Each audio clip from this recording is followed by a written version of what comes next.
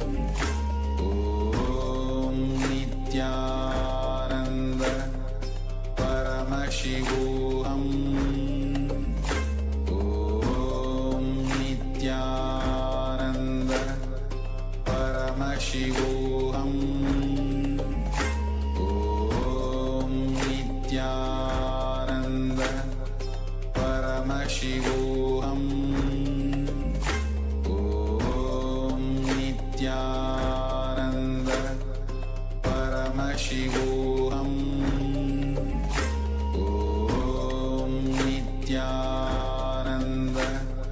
Paramashivoham Om Nityananda Paramashivoham Om Nityananda Paramashivoham Om Nityananda Paramashivoham Om Nityananda Paramashivoham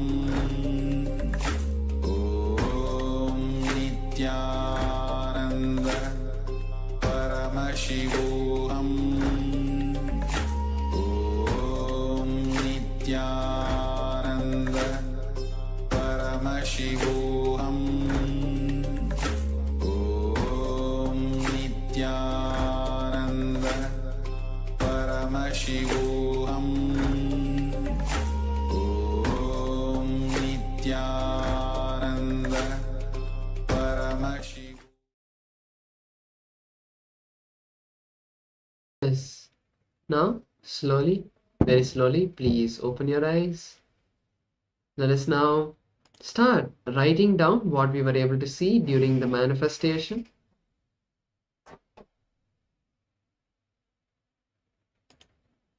You can write down all the colors, pictures that were shown to you.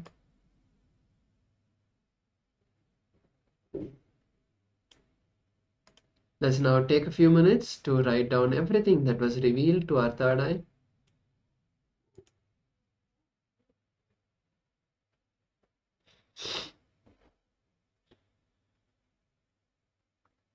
Om Nityananda.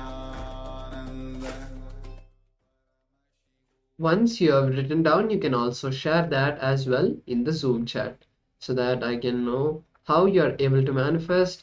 And if you're not able to see anything also, you can share that as well.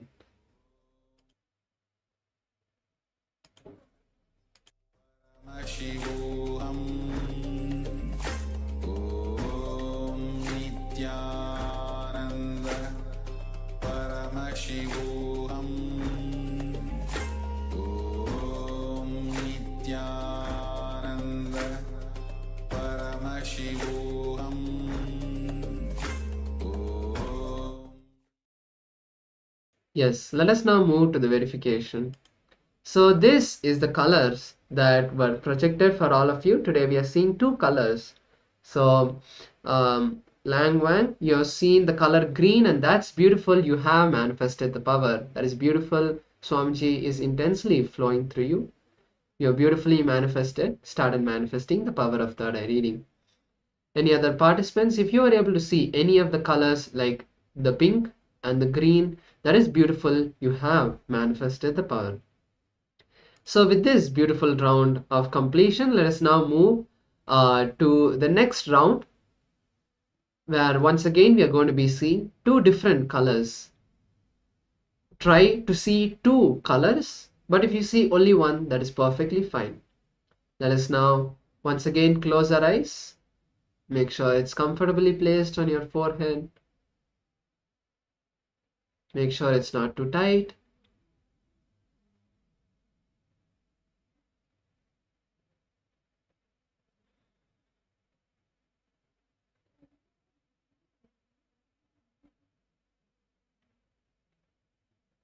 Now, once you have closed your eyes, start visualizing the beautiful form of Swamiji in your third eye.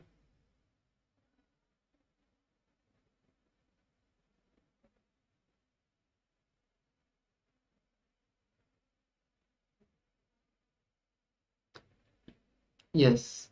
Now, the next color is being projected for all of you to see. You can all intensely start chanting the Mahavakya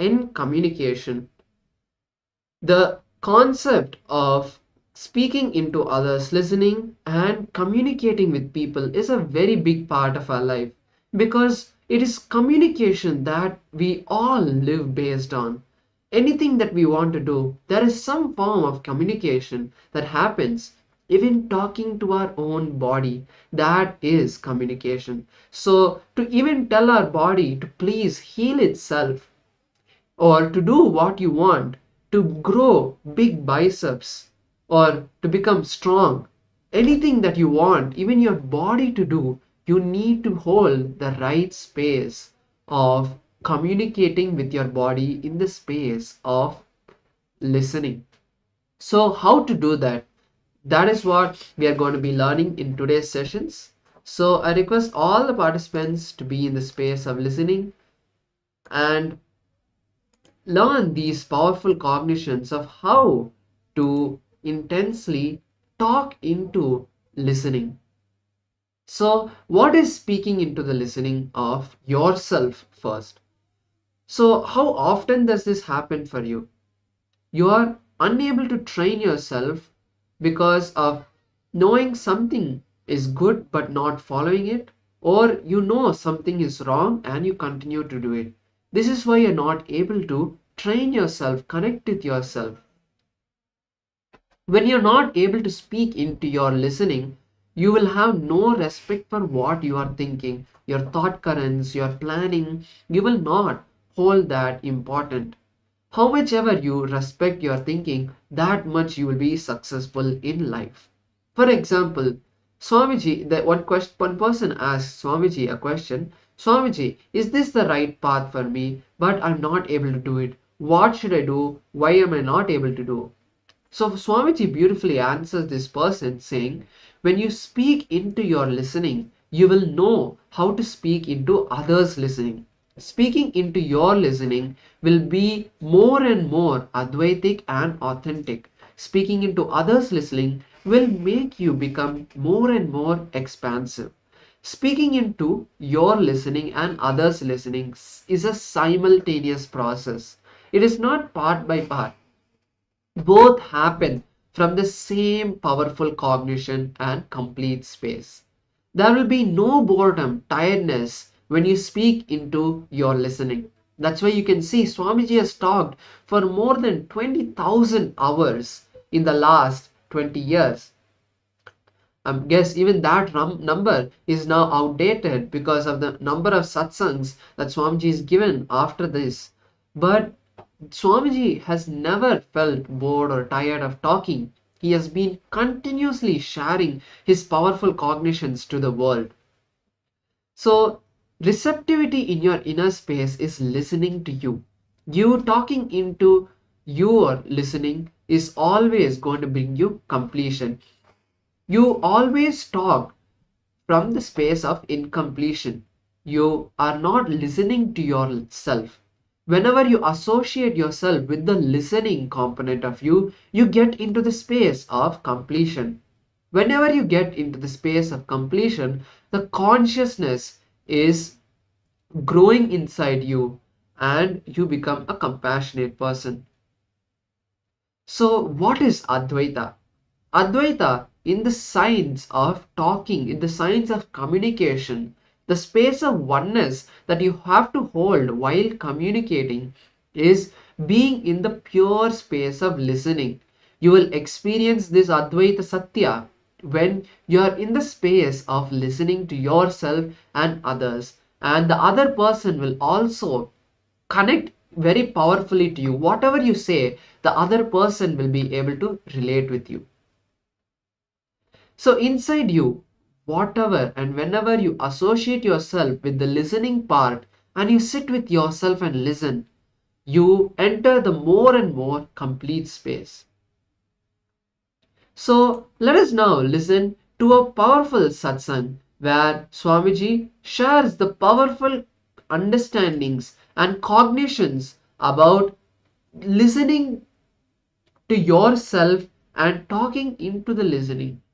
Let us now listen to this beautiful satsang where Swamiji shares this science.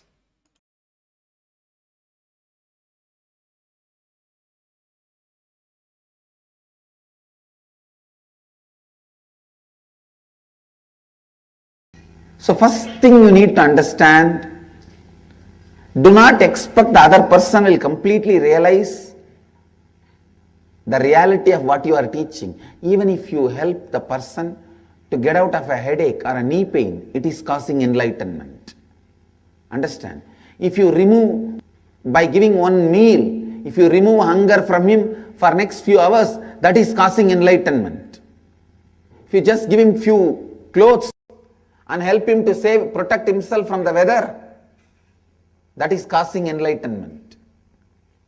Giving him medical care and helping him to come out of some physical suffering, it is causing enlightenment. Giving him the knowledge of completion and helping him to come out of psychological sufferings, mental pains, it is causing enlightenment.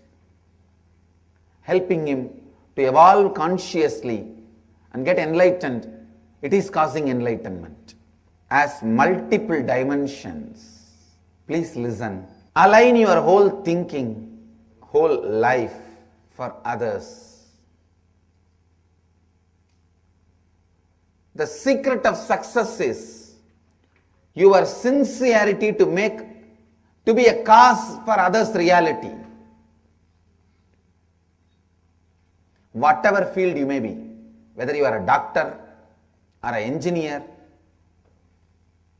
or a spiritual leader, lawyer, political leader, social leader, a student, a teacher, whatever may be your life, your profession, your sincerity to cause others' reality makes you successful. Your sincerity to cause what people want in their life,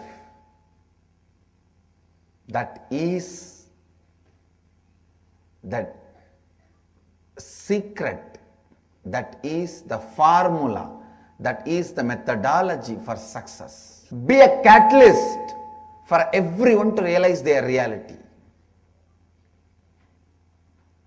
A lawyer should be a catalyst for everyone to get justice. A doctor should be a catalyst for everyone to have health. A politician should be a catalyst for everyone to have whatever possible growth, auspiciousness, good things in their life.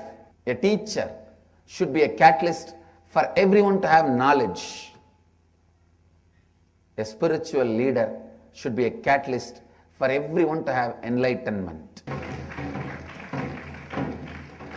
Decide your life will be a catalyst for others' reality.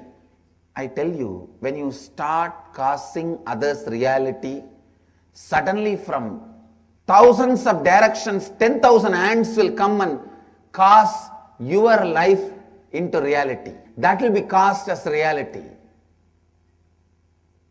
I tell you, so much of auspiciousness will be showered on you. So much of wonderful things will be expressed through you. Whenever I say cosmos showers, I can't contain my smile. It's like these school boys, when they fall in this puppy love,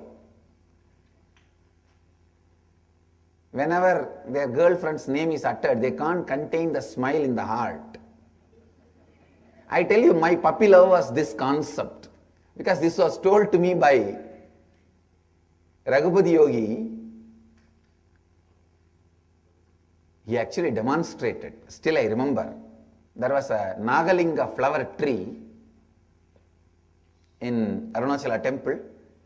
I am so happy that these fellows did not touch the tree. Still the tree is alive, it is there. Still the tree is there in the temple. There is a place called Krittigai Mandapam where Raghupati Yogi used to teach yoga to me and some more students he had. The tree is there next to that mandapam. He told me, go and tell the tree that you will water the tree every day and you will send your love to the tree for the tree to flower. The tree was not flowering for quite a long time. He told me to do that. I said, okay. I started doing. Maybe it took 1 month. Suddenly one day, when I went there, I saw the whole tree, so many flowers. And please understand, when I touched that tree and did that same practice I used to do, I'll feel that I'm giving my love and my feeling, my support that the tree should flower and it should be happy. When I touched the tree, I tell you, I have not shaken the tree, and I'm a small boy, I can't shake that whole tree and all. When I touched the tree, at least 100 flowers showered. Literally showered on me. This word, the cosmos showers, was given to me by Raghupati Yogi experientially. That is why when I utter that word, I can't contain my smile. I tell you, be cause for others' reality. I wanted to repeat this line. Be a cause for others' reality, because being a cause for others' reality is your being the cause for your being. When you are authentically, sincerely cause others' reality, suddenly you will realize that is your cause. As long as you have some hidden agenda, selfish agenda, the fear whether that agenda will be fulfilled or not will always be there in you.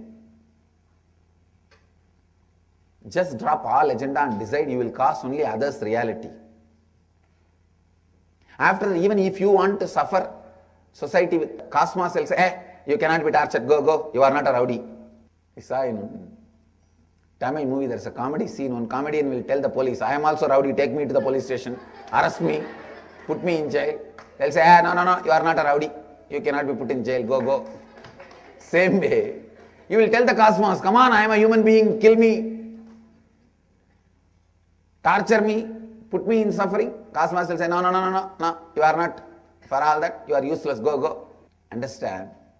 Bring sincerity to the context of your existence. That is where the whole thing boils down. That is where you get the confidence about you.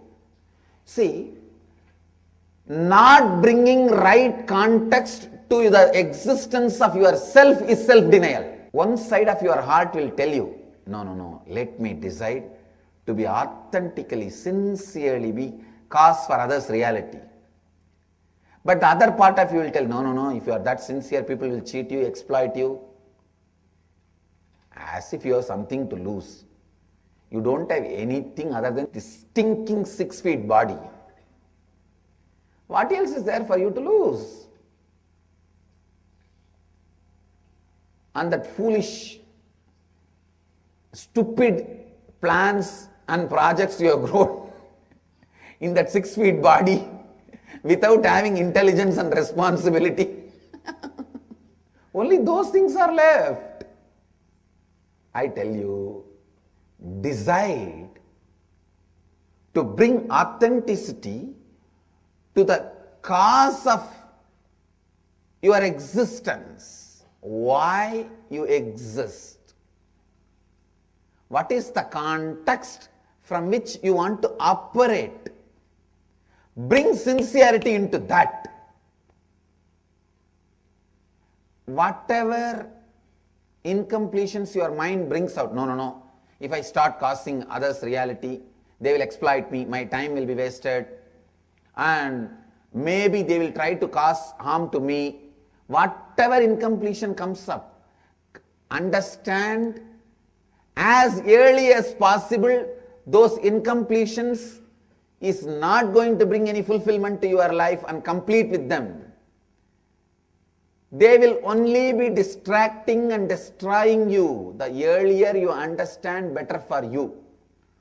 Those incompletions which does not allow sincerity into the context of your existence is self-denial. Atmahadya. In Sanskrit, there's a beautiful word, Atmahadya. This same word is used for suicide also. I'll expand why. Suicide is not just killing your body, making you useless for yourself and others also is suicide. So first thing you need to do, authentically listen to yourself. That is the basic survey you need to do. It is a Purva Bhaksha you need to do for your life. The Purvanga you need to do. Ask your life, what have you done with it from the moment you are born, or you know you exist. Usually between the 0 to 3, that's the age, you start remembering you exist. You start realizing you exist. Between 3 to 7, you start realizing you exist as a body or mind. Then from 7 to 14, the patterns develop. Your attitude, identity, qualification, personality, qualities. The Vyaktitva starts developing. The first thing, listen to yourself authentically. What have I done with my life from the moment I know I exist? Is it looking a big mess, or is it looking little mess, little bliss, or is it looking little mess, lot of bliss, or is it looking lot of mess, little bliss? First take a stock. And one more thing, when you take stock, don't believe what your mind says. I am only telling listen to the mind. I am not saying believe your mind. Authentically provide listening. Let your mind cry and tell all the sob story. Conduct a TV serial. 10 years before, that fellow poked me here. This boy poked me here. And my friend put that pencil on my body. This girl took away my chappal. Let your mind tell everything. Nothing wrong. Everything your mind sings, listen authentically. I am not asking you to believe. And same way, I am not saying don't believe. Don't pass any judgment, it is right or wrong. Just listen. By just providing authentic listening to you, you will melt down the deep depressions created by your own incompletions with you. I tell you. Just sit and listen to you. Provide authentic listening to yourself. Our banyan tree and Vaidya Sarovar, these two are the best place. For completion, go to Kalabhairava. For authentic listening, go to banyan tree. Sit with Kalpa Vriksha. Listen to yourself authentically. Provide authentic listening to yourself in the breathing space of Kalpa Vriksha. Takes at least some. That is why around the 1,000 feet around the Kalpa Vriksha, nobody else can live, only we can live. See, how many people have tried to make what all? No one can do anything, because that is the breathing space of Kalpa Vriksha. It is equivalent to temple. You can't build any other house, home. You can only build temple there. You can only do spiritual activities there. It's a presence of Mahadeva. Sit and provide authentic listening to yourself. Usually when you try to listen to yourself, the first thing your mind will do is throw tantrum. It will cry. Then it will make you feel bored. Then it will tell you you are tired. Listen to all the three. Only after that you will understand what is the incompletions you are carrying. Till then, you don't even know what is the incompletions you are carrying. Understand? Don't miss life without even knowing the incompletions you are carrying. It is like some fellow comes from all the way to US in business class ticket. From airport he takes a cab, comes to the ashram, goes round and just steals One old chappal escapes, goes back to his house. When he is trying to wear, he understands he brought two different size chappals, two different persons. It is not fitting. That is exactly you are doing in the planet Earth. With so much of difficulty, you took this body, came down just to steal chappal which will not be fitting for your leg. After go back, when you check, you will understand, oh God, I just went to steal a chappal and that also not fitting to my leg. And both the leg chappals are two different size, two different shape. When you leave the body, you will understand you have only stolen chappal. Don't miss life like this. First catch what is your incompletion. By providing authentic listening to yourself. See, when you provide authentic listening to you, you will also realize so many wonderful good things you have. You will also learn how to cause enlightenment to others. Yesterday I was talking to my Tamil publication department. I was training them and giving them my feedback about one of the book translated. I told them, first give this book to 10 fellows who are very common Tamilian, who is not an intellectual, who doesn't know the language much, who just reads newspaper and listens to the television news, sees some movies.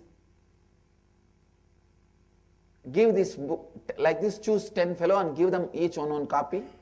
Make them read and underline. Let them underline all the words they don't understand. Then correct those words and bring it to me, only then we will publish it. There was a book getting translated in Tamil, one of my book. I also told them, not thinking for the person to whom you are serving is ego, arrogance. It's like a story I always repeat. In the school, one day the NCC teacher told all the students, NCC boys, every day you have to do one good act and come back and report to me. What does it mean by good act? Giving water to somebody, or helping some old person to cross the road, or giving a meal to somebody. These are all good acts. Next day, NCC class, 6 boys stood up and said, "Sir, today all of us did a good act." The teacher asked, "Tell me, each one of you guys, what you did." All of them shouted in chorus, "All of us, all 6 of us helped the old lady to cross the road." Teacher was shocked. He said, 6 people to help one old lady to cross the road? They said, "Yes, sir," because she was adamant she doesn't want to cross the road. We have to forcibly lift her and cross the road. See, not thinking about the person to whom you are serving is ego, is arrogance. To whom you are serving, you don't think about his need. Whether you translate and publish a book or give a speech,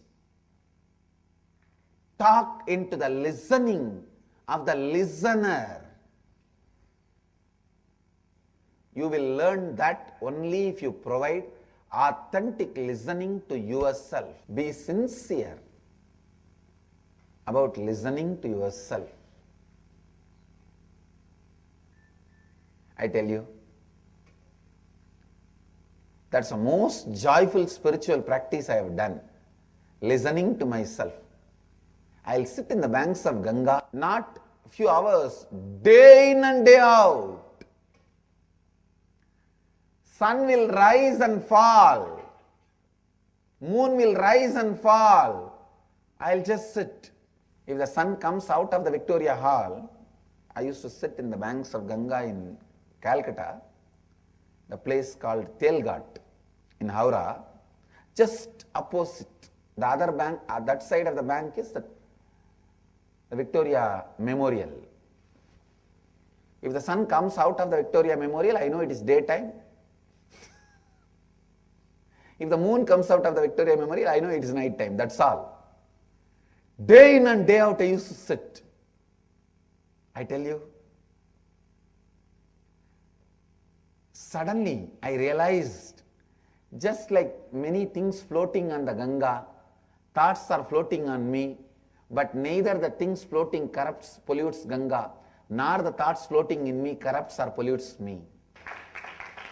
Provide authentic listening to you, you will understand your sufferings are not your sufferings because you are suffering. Listen. Just provide authentic listening to yourself. Mahadeva is here in this campus in the form of living banyan tree. Please understand. All over the world, in any temple, he is only in the jata, in the matter, he lives as a consciousness. Only we have Chaitanya Vigraha, a living Vigraha, a living deity, the Kalpavriksha. Mahadeva is here as a juice of that banyan tree, as the leaf of that banyan tree, as the branch of that banyan tree. His intense presence. So just sit and provide authentic listening to yourself. I tell you, nothing else is required other than providing authentic listening to yourself for you to achieve self-completion. For your self-completion, Swapurnatva, nothing else is required other than providing authentic listening. Essence of this year's, whole year's satsang, and essence of today's satsang, both put together. The essence of essence is provide authentic listening to yourself.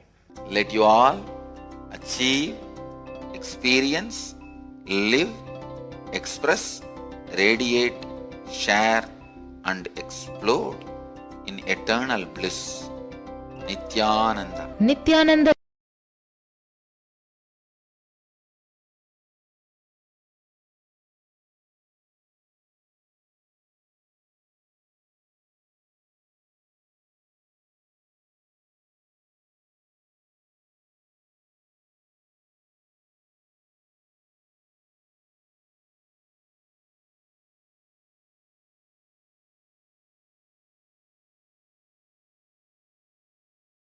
Yes.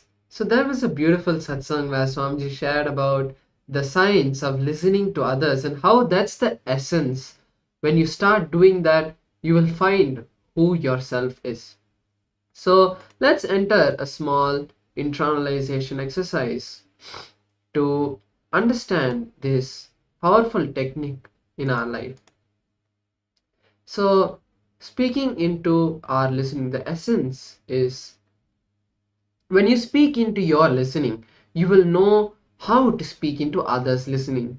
Speaking into your listening will be more and more Advaitic, will make you more and more Advaitic and authentic. Speaking into others' listening will make you more and more expansive. Receptivity in your inner space is listening to you. You talking to you is always in completion. You listening to you is always completion. Whenever you associate yourself with the listening component of you, you will get into the space of completion. And whenever you are in the space of completion, the consciousness in you stops the aggressive, angry person inside you and relates with you. So the process is, now let's write down some patterns which trigger us, the patterns and pain points which trigger us in our life. Then pen down the first incident that triggered you. Trigger in the sense makes you powerless. The pain patterns, some words that people have used against you that really hurts you, whether it is body shaming you or shouting at you or abusing you or whatever it may be. In the past, what are the different pain patterns that have triggered you? First, write this down. Then write down what is the first incident that triggered you, the first incident that made you powerless, the first incident that made you angry. Let us take a few minutes to do this. Once you do this, we'll be moving to the next step.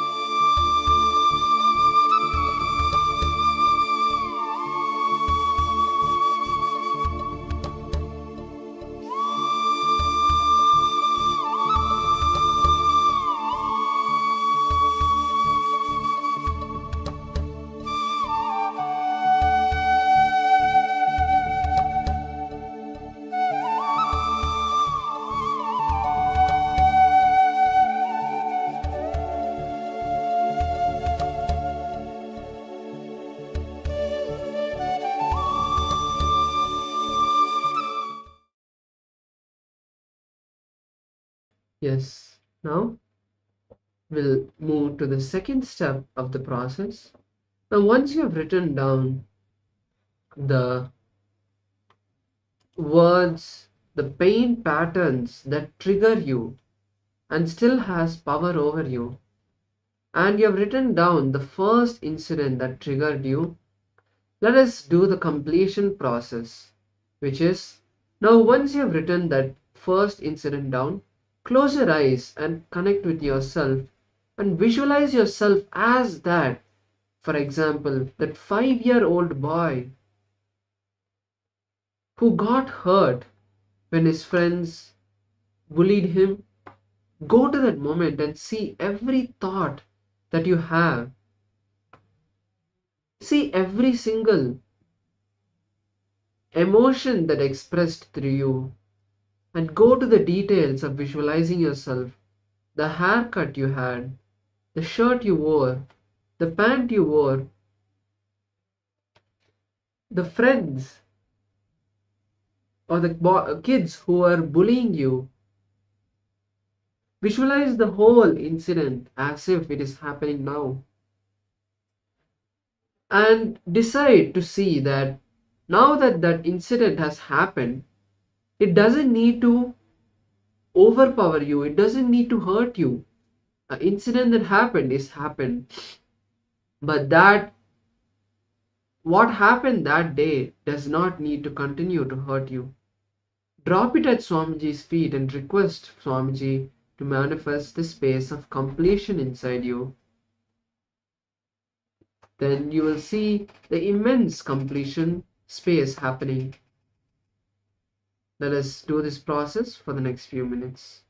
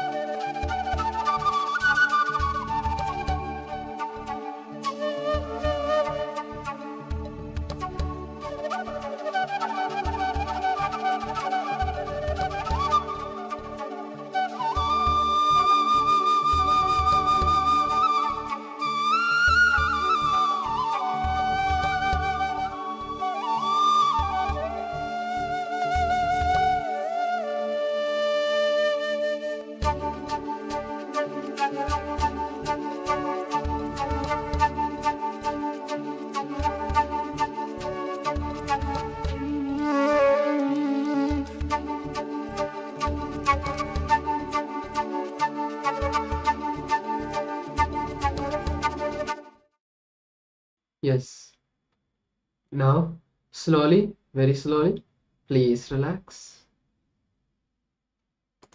Now, we come to the end of this completion process. Now we are going to be manifesting the powers from this complete space that we are in. So today we are going to be manifesting the power of body scanning once again.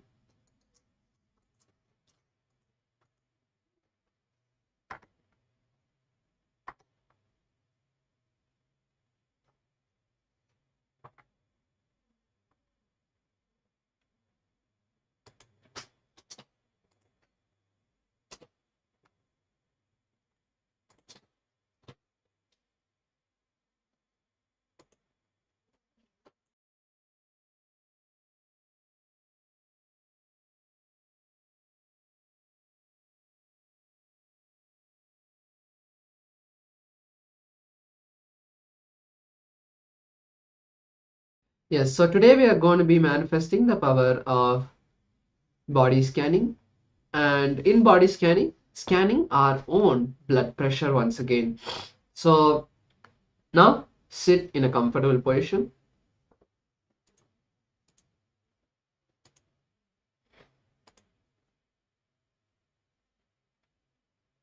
Once you sit in a comfortable position, close your eyes. Let us start visualizing Swamiji in our inner space.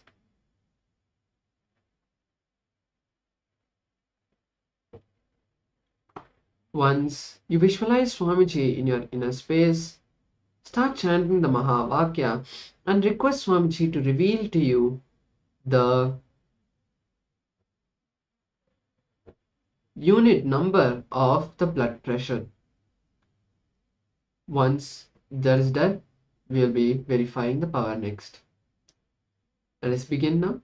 Intensely start chanting Om Nityananda Paramashivoham Paramashivoham Om Nityananda Paramashivoham Om Nityananda Paramashivoham Om Nityananda Paramashivoham Om Nityananda Paramashivoham Om Nityananda Paramashivoham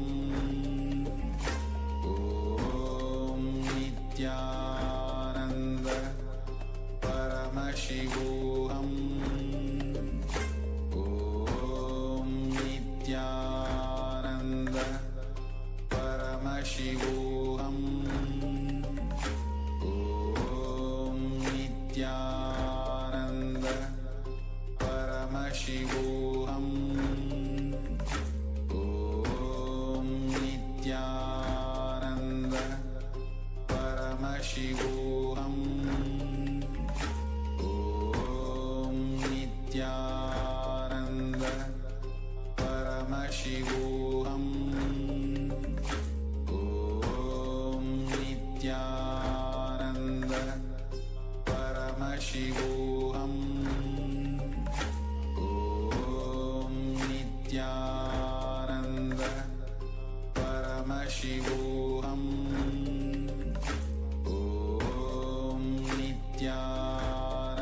Nityananda Paramashivoham Om Nityananda Paramashivoham Om Nityananda Paramashivoham Om Nityananda Paramashivoham Om Nityananda Paramashivoham Om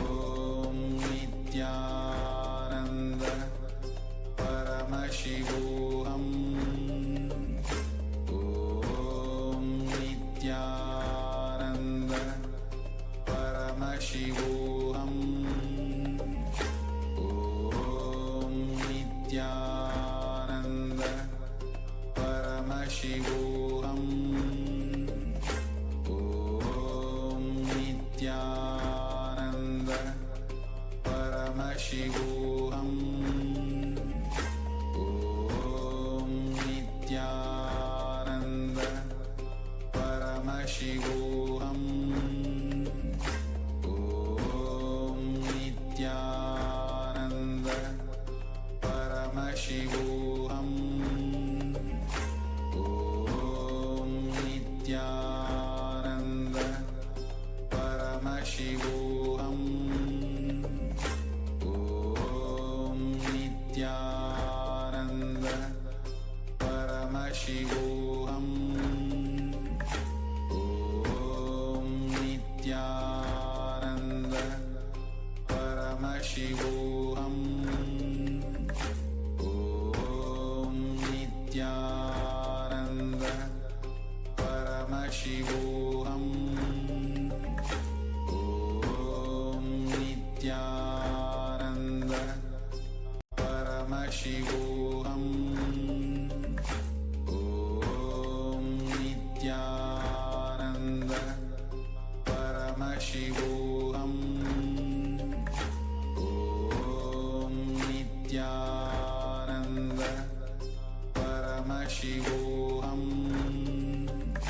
Om Nityananda Paramashivoham.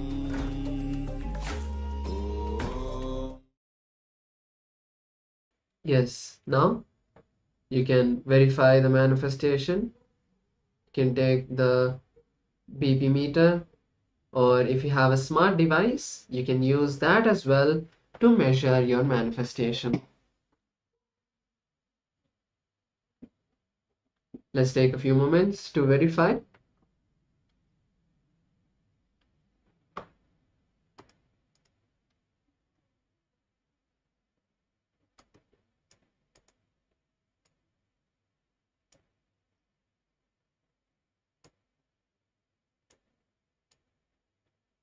So little.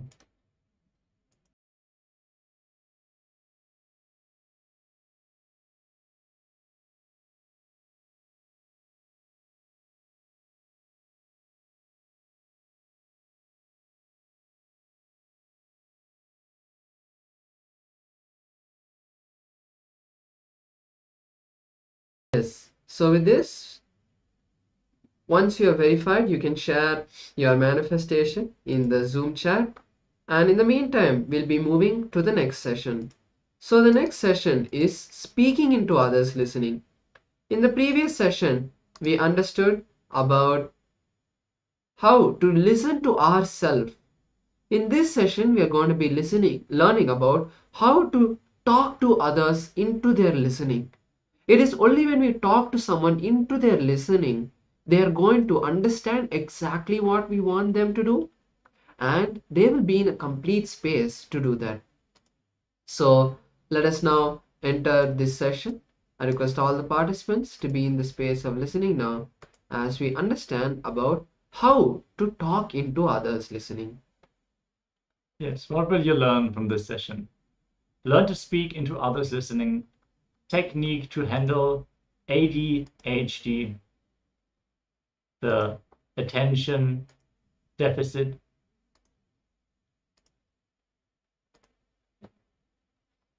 the attention deficiency pattern.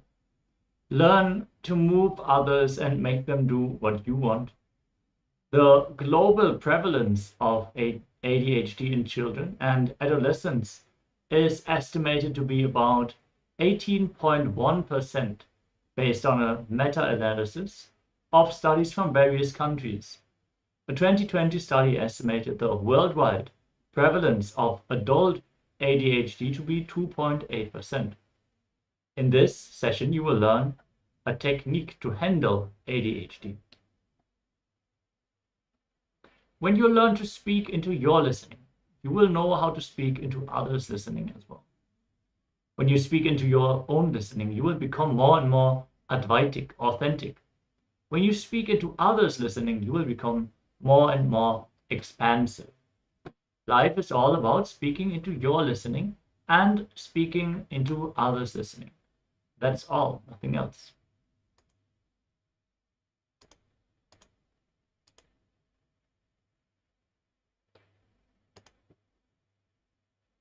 When your family loves Whether your family, love, friends, life, partner, business, team lead, whenever life is nothing, wherever life is nothing but speaking into your listening and speaking into others listening.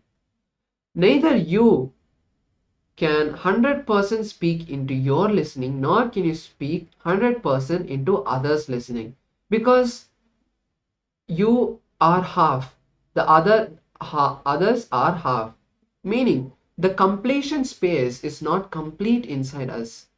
When you can speak into others listening will automatically happen. Only then you will be able to speak into your listening 100% and others listening 100%. Speaking into your listening and speaking into others listening both should be from powerful, complete space. How many of you feel, first, let me completely speak into my listening. Only then I will speak into others listening. There are two types of people. One, try to speak into others listening, and another who decides to speak into their listening alone. Whenever you try to speak into others listening, you will always carry the incompletion. I myself am not complete about this. How can I speak into others listening? And it makes you powerless. All those people, I don't care about whether I'm speaking into my listening, let me speak into others listening. Again, you feel powerless. Both, if it is done as a part by part, it is powerlessness. Both done as a lifestyle, out of powerfulness, reaches completion.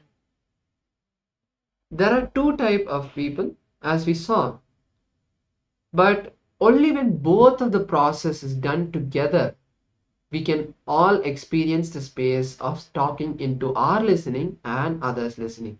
Usually, when you start speaking into others listening, you are always planning to impress the other person who you are talking instead of what you need to make them do. Impressing the other person about you should be only for moving them to do what you want. But most of the time, you try to impress them about you. And the funny thing is that whatever and whenever you try to impress them about you, you are not impressed about that. Still, you have a doubt about that. You have a doubt about your own self. And that is why you project your SDHD on them, and that makes it as ADHD.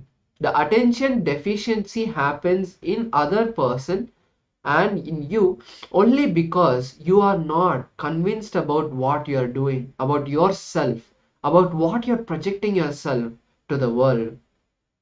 When your statements are from self-doubt, self-hatred, and self-denial, you try to project that on others using the same concept and try to impress them. The other person will not be giving your attention. He or she will not be giving their listening to you. You will not be speaking into their listening. You think he has ADHD? No, you have SDHD. ADHD happens in the other person if you have the self doubt about yourself when you're speaking. There are two components on speaking.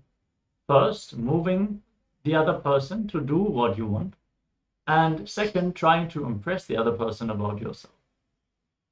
You are not convinced about you. Whatever way you try to impress them about you, you yourself are not impressed about that. Still, you have a doubt about it. When you talk, what you are not convinced about, the other person does not give you attention, does not give listening to you. You will not be speaking into their listening. Then, when you start speaking, decide you are complete about what you feel as you. You don't need to impress the other person about you. Now, only thing you need to do is move the other person. They should do as you want through your words. Don't try to impress the other person by trying to show who you are. When whatever component of you are trying to make others believe again and again, be very clear, you yourself are not believing it. So you have to come face to face with your incompletions to remove this gap. Whenever you have a block, when you're not able to penetrate into the other person, when you're not able to speak into the listening, that is exactly where you are stuck with your own ideas, with your own incompletions. So you have to complete that. If you can't speak into the other person's listening, you will see your block, your incompletion, and suddenly put down, melt down that incompletion, and you will become clear. So now we are all going to be watching a beautiful satsang where Swamiji himself shares about how to talk into others listening. So be in the space of listening, and let's now enjoy this beautiful satsang.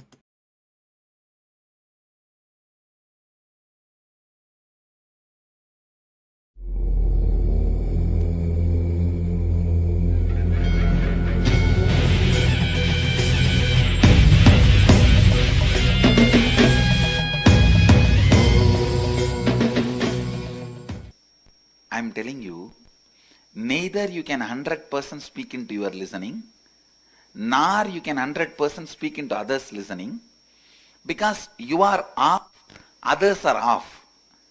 When you can speak into your listening, other listening, authentically, only then you will be able to speak into your listening 100%, others listening 100%. How many of you are thinking, first I will speak into my listening 100%, then I will speak into others' listening? Raise your hand. It is foolish. How many of you are thinking, I will speak into others' listening, I don't care about speaking into my listening? Raise your hand. Again, this is foolishness. Understand? It is, you go on doing both becomes complete, perfect. Because you are not 100% stored in you. You think all your treasure is in your hand. Already some fellows have put the hole in your backyard and pulled out the treasury. You are only sitting safeguarding the front door. Because the front door is not opened, front door of the treasury is locked and you have the key, you are thinking your treasury is safe. Already some fellow has gone through the back door and drilled and pulled many things. You are sitting with the empty. You understand? Your 100% is not with you. Same way, your 100% is not with others. Still, at least the empty locker you are having and your key you are having. So, it has to be a simultaneous process. Speaking into your listening and speaking into others' listening. Both should be from powerful, complete space. Listen. Listen here. Say, how many of you listen? You feel, first let me completely speak into my listening, only then I will speak into others' listening. Raise your hand. Whenever you try to speak into others' listening, you will always carry the incompletion. I myself not complete. How can I speak into others' listening? Am I right? So that makes you powerless. All these people, I don't care about whether I am speaking into my listening. Let me speak into others' listening. Again, you are feeling powerless. How many of you are getting it? Actually, many times you speak into others' listening even though you are not convinced. You are not able to speak into your listening. Many times. When you try to make your husband disciplined, wife disciplined, look in. Are you convinced about that? No. So that time, again, because you feel you are not convinced but you are speaking into others' listening, you will be powerless. Both, if it is done as a part by part, it is powerlessness. Both done as a lifestyle out of powerfulness reaches completion. That is what I am saying. If you start doing, both is similar. Both have a strong connection. Listen. Please, all of you, look here. Can you all look here? Look here for a few minutes. I am giving you the tips for speaking into others' listening. Usually when you start speaking to others,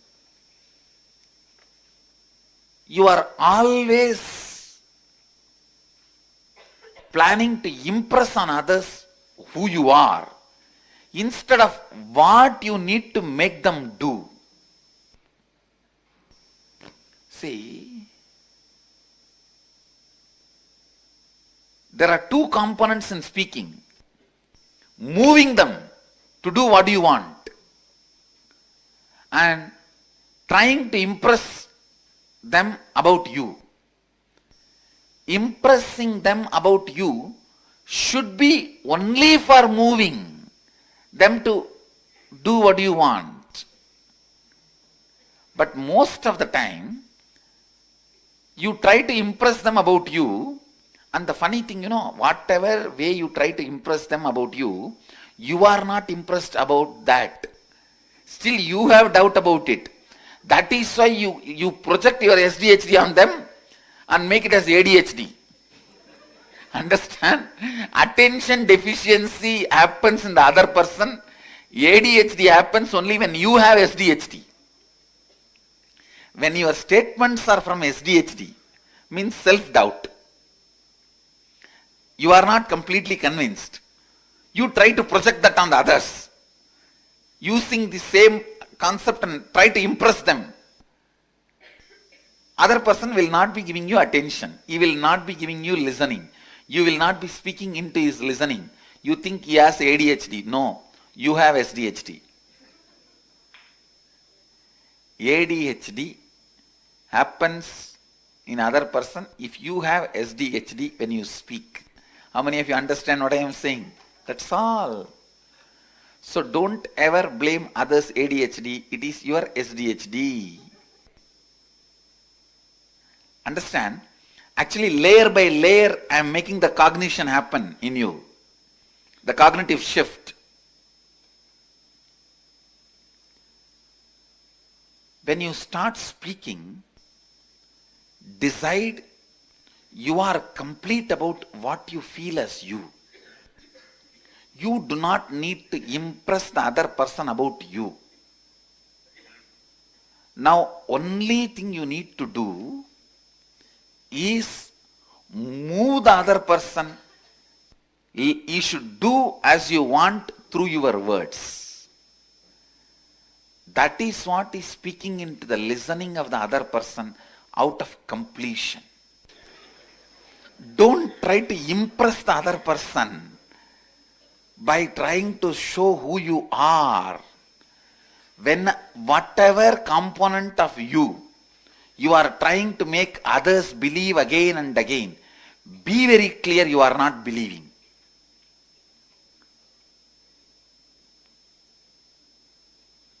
I have seen this in my life. Let me tell you openly. I will constantly make the people around me to believe that I am working hard, but I myself don't believe. No, really I am telling you. In my heart I don't believe I am working hard. I feel whole life is going so beautiful and smooth. What is there in this work? This is what I like. When I wake up, I just want to come and see you guys. That's all. I just want to spend time with you guys. And I am spending. You have any question? I'll answer. You have any doubt? I'll clarify. You have any disease? I'll heal. You have any wishes? I'll bless. That's all I want to do. You have any reality? I'll cause it. If I am not able to directly do it by mystical way, the metaphysical way, then let me prepare you to receive that metaphysical transmission. That's all is the whole program is all about. See, many things what you want can be directly transmitted metaphysically. Whenever you need little more sensitivity to receive that metaphysically, you are just prepared through all these process, programs, everything. That's all is the whole life. My life is so simple. I have put my whole life and mission in this 4-5 statement. Everything boils down to this. So I don't feel actually I am working hard. But I have to convince this first team that I am working hard so that they will become more authentic. I'll go on be convincing them because I am not convinced. To tell you honestly, I am not convinced at all that I am working hard. I only feel my life is a celebration, vacation. Who will get 21 days nice vacation to be in Varanasi happily? That's the way I look at my life. That's the way I am perceiving. Anyhow, I am giving you this example. In being, I don't believe I am working hard. I only believe life is going so smooth, so beautiful. Say, hard working is the ideology, the word you use to justify the inner conflicts which you are not able to complete. If you complete all the inner conflict, you won't feel like life is hard work. It's all smooth joyride.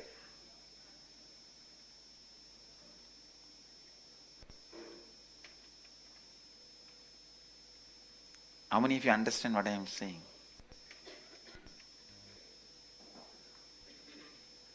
But that does not mean because you don't believe you are doing hard work, you will not come for yoga. I don't believe I am doing hard work, but I don't miss any of my sessions. I don't miss any of my commitments. So you also be like that, integrated, authentic, then believe you don't do hard work. That is perfectly alright. And you neither do work nor believe you are doing hard work.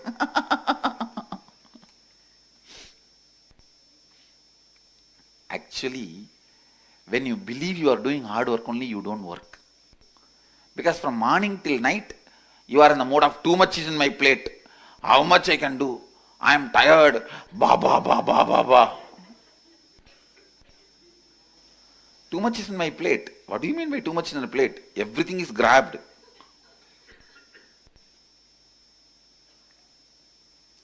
Do not try to impress others about some part of you because it means you are not convinced about that part of you. That's first truth. Second, whenever you speak, always be aware you should be speaking to move the other person. Move the other person. How many of you understand? Now, can we have a few minutes discussion? Now you are going to move the other person, convincing the other person's ultimate reality is only enlightenment.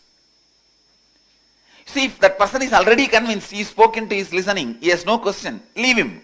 Don't torture him. So don't catch people and say, I have to practice now talking into others listening. I will listen, speaking to you, you have your doubt. No. Clear?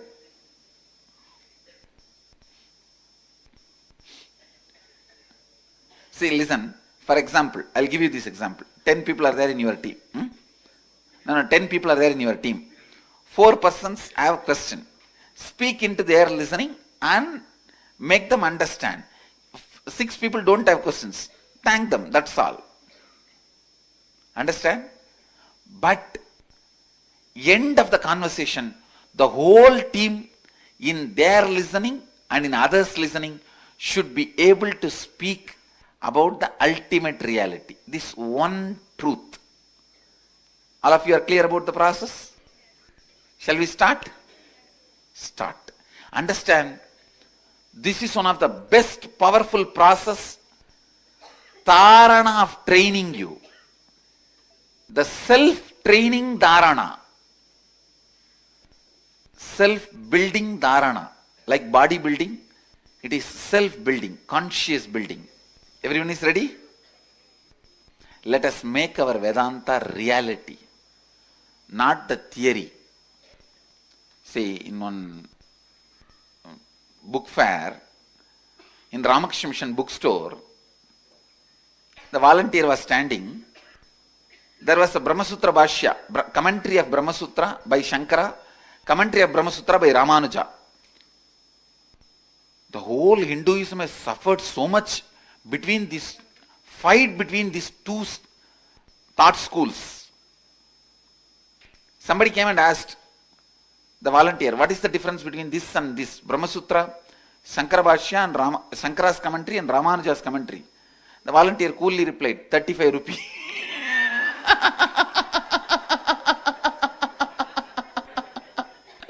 So understand.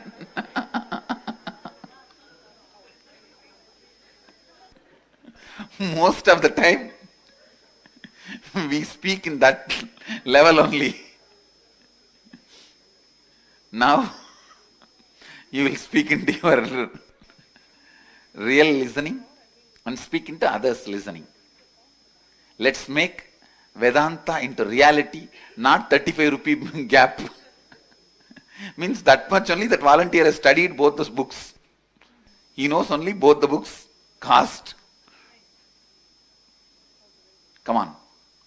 Please get back to your T-Milli and start. Listen, it's a T-Milli exercise. When A speaks to B, C, D, E, F, everyone will provide listening. So only one person in a group will be speaking. But the other person can question. Because you have to speak till he is listening. Till you have spoken into his listening. You will see, you will get exactly the questions which you are not able to convince about you. If you are not able to convince about you, you will not be able to convince the other person. If you can't speak into your listening, you can't speak into their listening. Even when you speak, if you are able to speak into their listening, your doubt also will be cleared. You will be speaking into your listening. It is like a churning. See, in Ganga, so many big stones will fall into Ganga. Ganga will beat each stones with each other and roll it. Finally, both will become Shivalinga and she will give it to us and go. So she will take so many stones and beat them all with each other.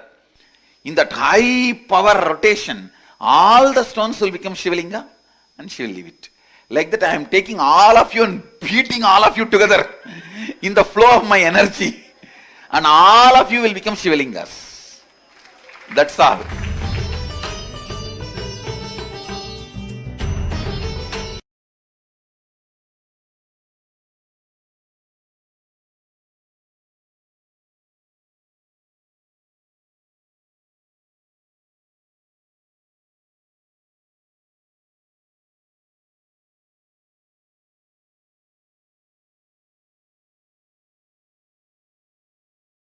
Yes, so Nityananda, and let us now move into a small internalization exercise to understand these powerful cognitions which Swamiji has given to us more clearly. The essence of this session is that whenever you have a block, you will not be able to penetrate the other person. When you're not able to speak into others listening, that is exactly where you are stuck in your own ideas, your own incompletions, so complete that. If you can speak into the others listening, you will see your blocks, incompletions. Suddenly, you will put down those incompletions and be free from it. So, let us enter this small exercise to observe and note down our blocks in ourselves. So, how much of you are speaking from where you are, means from your standpoint, and how much do you talk from the standpoint of others? Let's take a few moments to observe in our life and see this and see how we can do both at the best of our capability. Let's take a few minutes and see the different understanding of how we talk to others.